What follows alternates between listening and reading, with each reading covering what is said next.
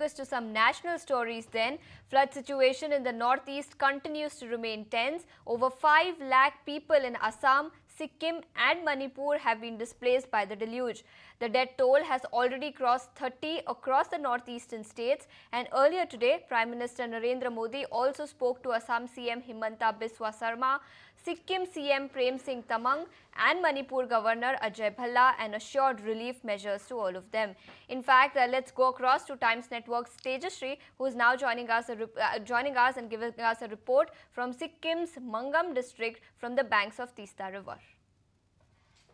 We'll show you the visuals as to what kind of condition over here it is. At any point of time, this entire area can slip away from where we are reporting right now. That's why we have been advised by the officials to stay and not move much, because at any point of time, this being a slippery area can flow along with the flow of water, because the water flow is so high that it has damaged number of houses. Now we'll show you the pictures of how the houses have been damaged over here. This was a shop, seems like there was a house as well. So all these houses have been damaged, and not just that, but several houses, in fact, behind that also 1, 2, 3. If we keep on moving, then there is no number so as to what kind of damage it has caused.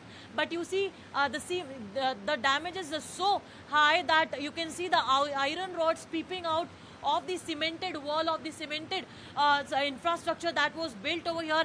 And what the officials have also been telling us, that in the near past, never ever it has happened that the water flow of Tista River has risen up towards this level.